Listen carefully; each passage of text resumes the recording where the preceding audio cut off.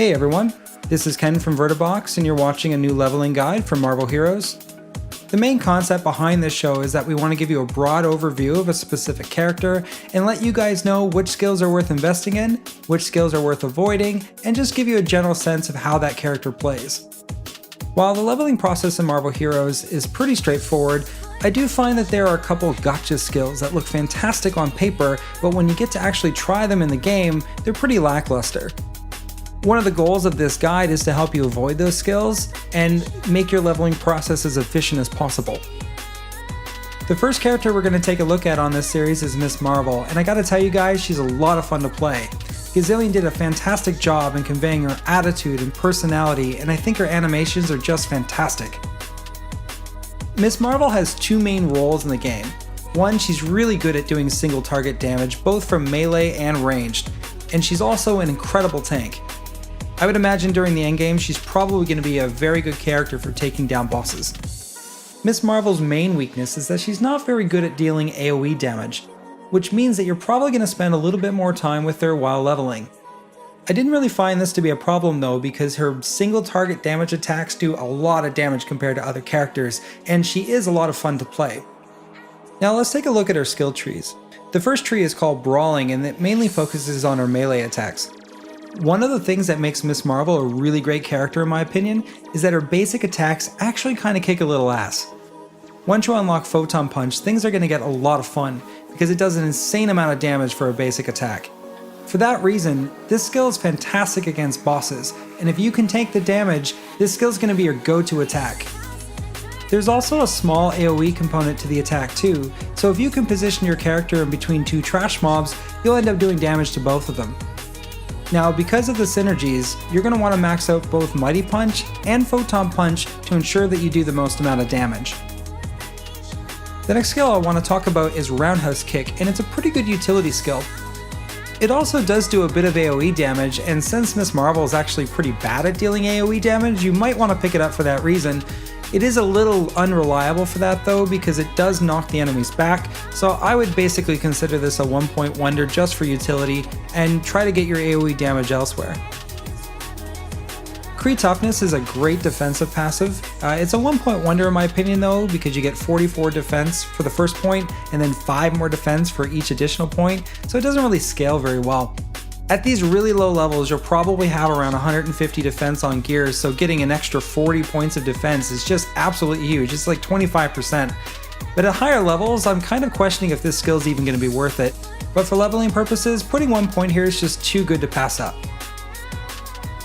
Now we're going to look at the photonics tree, and this is primarily where Miss Marvel's ranged attacks come from. Miss Marvel also has a special resource called photonic energy, and this is the skill tree that takes advantage of that. The first skill in the tree, and probably your best ability while leveling, is called Photonic Blast. Man, this thing does insane damage. Unlike a lot of spirit spenders in this game, this one's actually spammable because it only costs 10 spirit to use, and the fact that it's ranged makes it even better. Photonic Blast is yet another incredible single target damage skill that you're probably going to use against bosses where you need to avoid damage and you need to kite them a little bit. Having both Photonic Punch and Photonic Blast pretty much gives you the best of both worlds. Great melee and great ranged abilities, and you're probably going to use them both equally. Photonic Blast is actually pretty good at killing trash mobs as well. There's going to be splash damage, so you might actually kill 2 or maybe even 3 enemies with one cast. In the latest patch of the beta, they did nerf the damage a little bit, but they also added a synergy with Photonic Wave. So I'd recommend maxing this and Photonic Wave to get the most amount of damage. Now, Photonic Wave is one of Miss Marvel's AoE skills, and quite frankly, I don't really think it's very good. I personally find the animation to be slow and clunky, and sometimes enemies move out of the way before the damage is dealt. I also find that the damage numbers listed are pretty deceiving too. It seems like the skill ought to do as much damage as Photonic Blast, but it really doesn't. One of my major gripes with the skill though is that it costs 27 spirit to cast, which is almost 3 times as much as Photonic Blast. So even if it does do the same amount of damage, you have to hit at least 3 enemies just to break even with it. Still, it does synergize with Photonic Blast, so you should max it anyway. Let's just hope that Gazillion either reduces the spirit cost or massively increases the damage, and then maybe we'll have another useful skill on our bar. The next skill on the photonics tree is Stellar Beam, and this is one that I would recommend to avoid. The idea behind this skill is that when you cast it, you'll hit a bunch of enemies in a straight line, but while playing the game, I don't really see this happen very often. While the skill is cheaply costed at just 12 spirit, you're going to have to hit multiple enemies to do similar damage to Photonic Blast. In fact, Photonic Blast often hits multiple enemies anyway, and you don't even have to work nearly as hard for that to happen. Now, I did think long and hard about it, and I do think there's a reason for this skill to exist. Perhaps if you're investing a ton of points in the brawler tree and you're really trying to make a melee character, this is one skill where you can get a ranged attack and not invest too many skill points in order to get it. But for leveling purposes, there's more than enough skill points to get all the abilities that you want. The next skill is Energy Absorption, and I don't really recommend picking this skill either.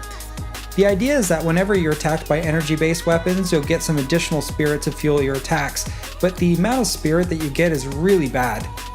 Because Ms. Marvel's basic attacks do so much damage, and because skills like Photonic Blast are so cheaply costed, I found that I didn't really need more spirit. There's also scaling issues with this ability too, as you have to invest multiple points to get a benefit.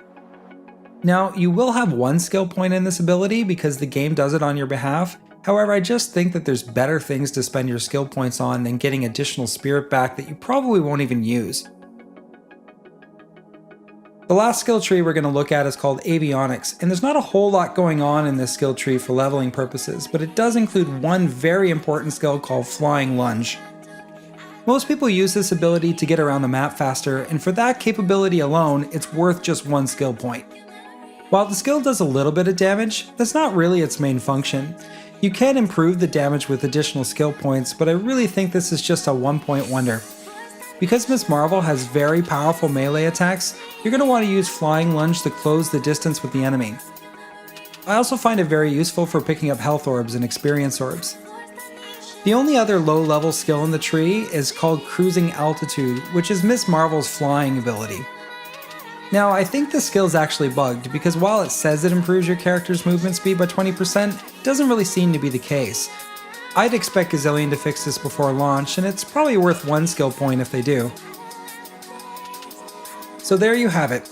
In this guide, we've looked at all the skills that your character should be able to unlock by level 15, which ones are worth investing in, which ones are worth ignoring, and hopefully all of this information is going to improve your leveling experience with Ms. Marvel. I want to let you guys know that we're going to be doing a lot of leveling guides and a lot of other content with Marvel Heroes.